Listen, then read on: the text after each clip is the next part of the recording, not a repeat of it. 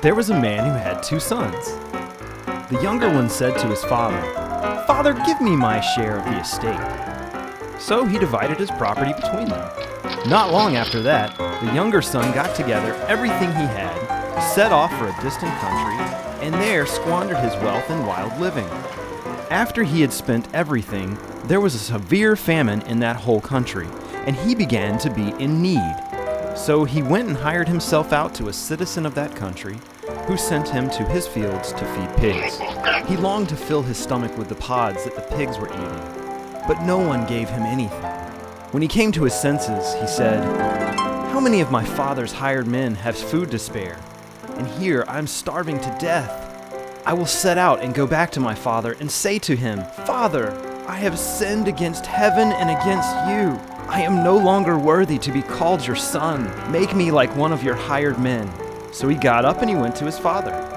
But while he was still a long way off, his father saw him, was filled with compassion for him. He ran to his son, threw his arms around him, and kissed him. And kissed him. And kissed him. The son said to him, 'Father, I have sinned against heaven and against you. I am no longer worthy to be called your son.' But the father said to his servants, 'Quick! Bring the best robe and put it on him. Put a ring on his finger and sandals on his feet. Bring the fattened calf and kill it. Let us have a feast and celebrate. For this son of mine was dead and is alive again. He was lost and is found.' So they began to celebrate.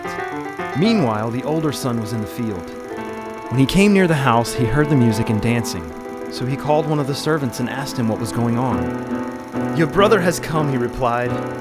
'Your father has killed the fattened calf because he has him back safe and sound.' The older brother became angry and refused to go in. So his father went out and pleaded with him. But he answered his father, 'Look, all these years I've been slaving for you, never disobeying your orders, yet you never gave me a young goat so I could celebrate with my friends. But when this son of yours, who has squandered your property with prostitutes, comes home, you kill the fattened calf for him.' 'My son,' the father said, 'you were always with me, and everything I have is yours.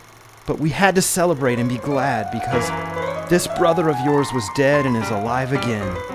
He was lost and is found.'